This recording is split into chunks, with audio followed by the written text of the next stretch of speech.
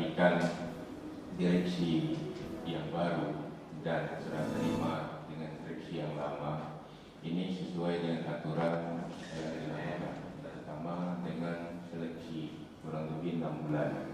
Ya, Pak Kajari dan Pak Dani, kurang lebih 6 bulan